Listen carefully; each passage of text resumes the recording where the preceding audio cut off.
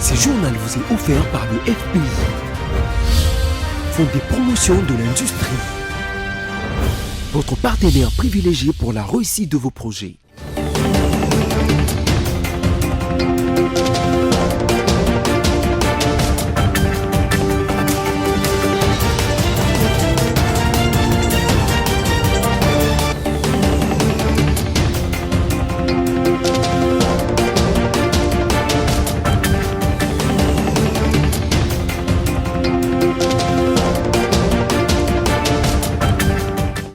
Nous émettons à Kinshasa, la capitale de la République démocratique du Congo. Madame, Monsieur, bonsoir et bienvenue.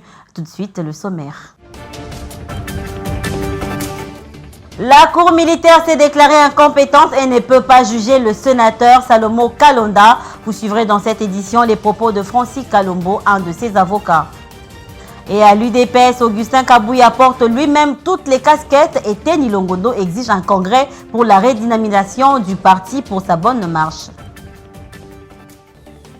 Voilà tout pour les sommaires. Encore une fois, bonsoir et merci de vous joindre à nous. Bonne nouvelle pour les agriculteurs congolais.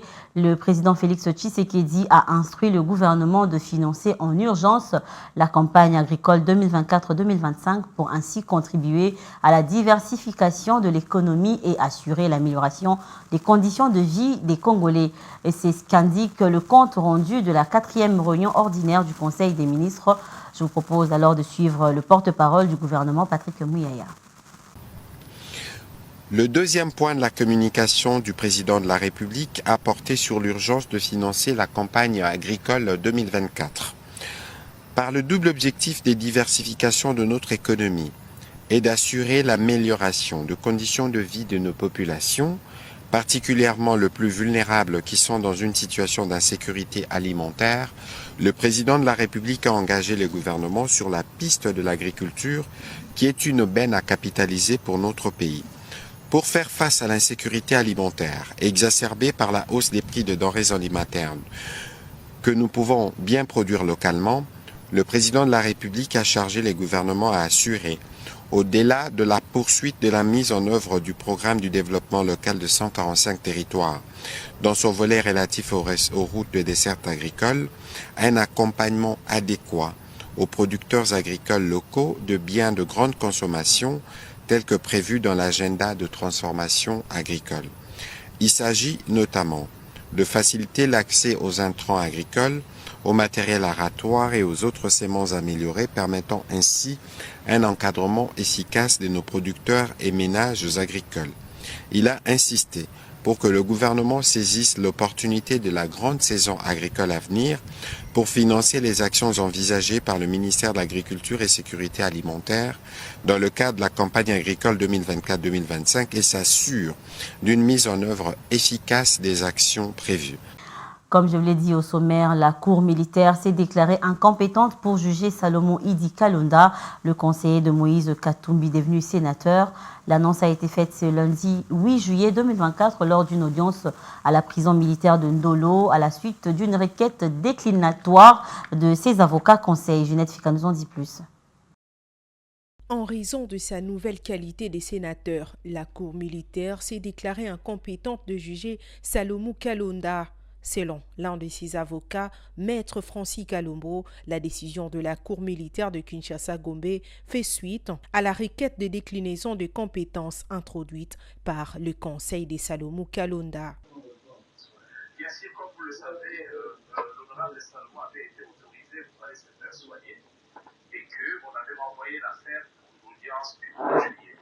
Or, à la date du 3 juillet, nous avons fait voir à la Cour que le monsieur que la Cour a érigé a changé de statut. Il est sénateur aujourd'hui et il n'est pas justifiable devant la Cour militaire et que la Cour devait décliner son incompétence. Donc, suite à cette requête, la Cour avait renvoyé à l'audience d'aujourd'hui de ce jour pour rendre sa décision et la décision de la Cour est allée dans le bon sens, c'est-à-dire la Cour s'est déclarée incompétente puisque la Cour militaire ne peut pas juger un sénateur. À la question de savoir quelle suite pour cette affaire, Maître Francis Kalombo, qui salue la décision de la Cour, pense que c'est à la justice de faire son travail. Rappelez-vous, le conseiller spécial de Moïse Katumbi, Escadela, a été arrêté le 31 mai 2023 par le service de renseignement militaire à l'aéroport international d'Ndjili alors qu'il s'apprêtait à prendre son vol pour Lubumbashi. Il lui était reproché la détention illégale d'armes à feu et de munitions de guerre. Et puis, après plus de 10 ans d'exil en Afrique du Sud, le prophète Joseph Mukungubile est finalement arrivé à Kinshasa le dimanche 7 juillet 2024. Son retour a été marqué par une immense effervescence populaire. Isaac Bopima. Coiffé d'une toque de chef traditionnel, Joseph Mukungubila est descendu d'avion vêtu d'un costume bleu et sans cravate. S'il est rentré, c'est grâce à un homme, le président Félix-Antoine Tshisekedi, mais Joseph Mukungubila considère la suspension de sa condamnation et celle de ses adeptes en octobre dernier comme une réparation d'une injustice. Mukungubila avait quitté la République démocratique du Congo après les violentes agitations de la Saint-Sylvestre 2013, au cours desquelles il avait été accusé d'avoir orchestré des mouvements de protestation contre le gouvernement. Ces événements avaient conduit à l'arrestation de nombreux de ses partisans, dont certains ont passé des années en détention. Né le 26 décembre 1947 à Kisala, Mukungubila est le fondateur de l'Église du Seigneur Jésus-Christ, active notamment à Kinshasa, Lubumbashi, Kolwezi et Kalemi. Aujourd'hui, ses disciples le considèrent comme le leader prophétisé par Simon Kimbangu et les Bitawala, censés apporter la véritable indépendance à la République démocratique du Congo. Au cours d'un point de presse organisé et animé ce lundi 8 juillet par Eteni Longondo sur la redynamisation du parti politique au pouvoir, l'UDPS, il a proposé la convocation d'un congrès au sein de cette famille politique pour sa bonne marche. Selon lui, Augustin Kabouya a tout centralisé sur lui-même parce qu'il est en même temps secrétaire général, porte-parole et communicateur du parti. On l'écoute. Depuis plusieurs années, nous assistons à une grogne généralisée de plusieurs membres du parti qui se plaignent de la façon dont notre parti UDPS est géré. Aujourd'hui, nous nous levons avec 95% de combattants.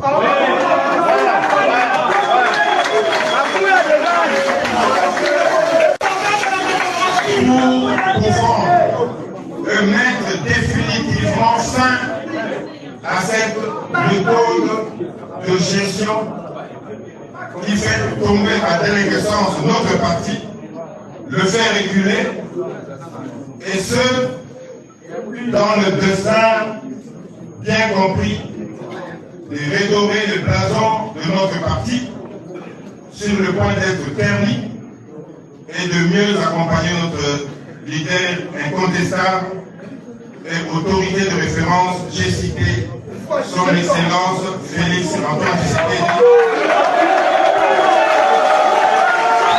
Et puis dans le reste de l'actualité en bref et en images, en pleine journée au centre-ville, 4 personnes ont été tuées le dimanche 7 juillet par des hommes armés dans un comptoir d'achat d'or à Bunia. Nous sommes là dans la province d'Elituri. À en croire certaines sources locales, ces derniers ont disparu après avoir volé un colis d'or dont la valeur n'est pas encore estimée, et la société civile de ce coin interpelle les services de sécurité à cause de cette situation. C'est lundi 8 juillet, tout est fermé à Bunia, au marché central et sur les artères principales de la ville. Ces opérateurs économiques protestent contre ce meurtre. La crue du lac Tanganyika, on en parle dans ce journal. Depuis plusieurs mois déjà, le tronçon Luhanga, reliant la ville d'Uvira et le territoire de Fizi de la province du Sud-Kivu jusqu'à Salamabila dans le Maniema, est complètement englouti par les eaux du lac Tanganyika. Regardez.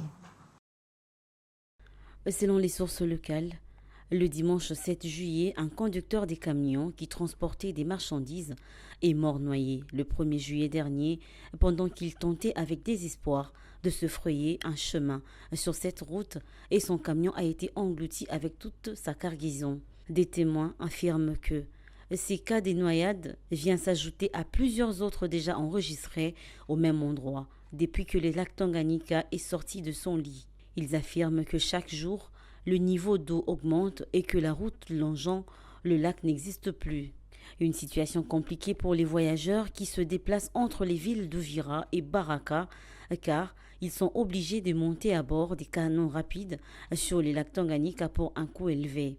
À ceci s'ajoutent les risques des noyades à cause du vent violent qui souffle sur le lac, particulièrement en ce mois de juillet. Ainsi, le maire de la ville d'Uvira, Kiza Mourato, se dit inquiet de la montée des eaux et propose la création d'une nouvelle route dans les hauteurs des escarpements des Luranga. Et en dehors de nos frontières, en Israël, l'Israël a émis un ordre d'évacuation pour la ville de Gaza, une zone déjà largement détruite depuis le début de la guerre dans l'enclave palestinienne. Les derniers habitants de la ville démolie ont été vus en train de quitter la zone ce week-end. Euronews. Israël a ordonné l'évacuation de la ville de Gaza, que des milliers de Palestiniens ont déjà fui à la suite des bombardements intensifs au début du conflit. Les derniers habitants de la ville démolie ont été vus en train de quitter les lieux au cours du week-end. Certains poussent des personnes âgées et des blessés sur des fauteuils roulants, d'autres portent de jeunes enfants sur leurs épaules. L'ordre d'évacuation pourrait annoncer une intensification de l'action militaire israélienne dans la ville de Gaza. Les habitants ont déjà signalé des bombardements intenses à l'est et au sud de la ville. Ce week-end, dans le cadre de négociations en vue d'un cessez-le-feu, le Hamas aurait renoncé à sa demande qu'Israël promette de mettre fin à la guerre. Plusieurs responsables du Moyen-Orient et des États-Unis estiment que cet assouplissement est dû à l'ampleur des destructions à Gaza. Depuis le début de la guerre, l'offensive aérienne et terrestre israélienne a tué plus de 38 000 personnes à Gaza, selon le ministère de la Santé du territoire.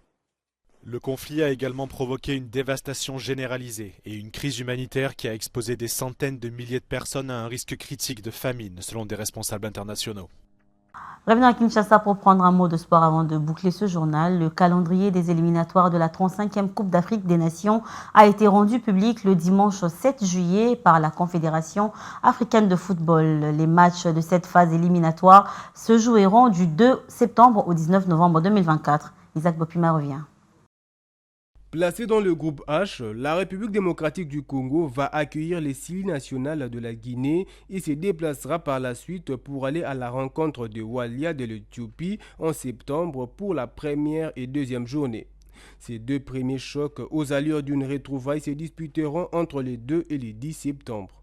Pour le premier acte de la double confrontation de la 3e et 4e journée programmée du 7 au 15 octobre, les hommes de Sébastien Desabre auront un bel avantage d'offrir leur hospitalité aux Taifa Stars de la Tanzanie en octobre. Ces Taifa Stars ont réussi à faire casser les dents aux Léopards le 24 janvier 2024 à Korogo lors de la dernière CAN pour leur avoir imposé un nul blanc, viendront torse bombé en référence à ce match terne par son intensité, âpre pour les situations créées dans les jeux, morose de par son animation offensive des Léopards. Au cours de cette même CAN ivoirienne, la République démocratique du Congo avait battu la Guinée par un score de 3-1 en quart de finale. Chancel Mbemba, Yohan Wissa et Arthur Maswaku ont respectivement marqué le but de cette rencontre. Soulignant par ailleurs que la fin de ces éliminatoires sera très mouvementée que son début dans le groupe H où l'ambition de croquer l'une des 2 meilleures places qualificatives s'émêlera à la revanche. 6 journées loin d'être à la portée des tricolores qui récemment ont triomphé du Togo sans trop briller. Ce journal est terminé, mais avant de nous quitter, voici les rappels des titres. La Cour militaire s'est déclarée incompétente et ne peut pas juger le sénateur Salomon Kalonda. Vous avez suivi dans cette édition les propos de Francis Kalombo, un de ses avocats. Et à l'UDPS, Augustin Kabouya porte lui-même toutes les casquettes et Teni Longondo exige un congrès pour la redynamisation du parti pour sa bonne marche. Voilà, vous nous avez suivis à Kinshasa et à Brazzaville et ses environs. Ce journal est complètement terminé. Merci à vous pour votre fidélité et votre attention soutenue. Restez branchés au programme de BC Télévision. Et quant à nous, on se retrouve prochainement et ça sera avec le même plaisir. Au revoir.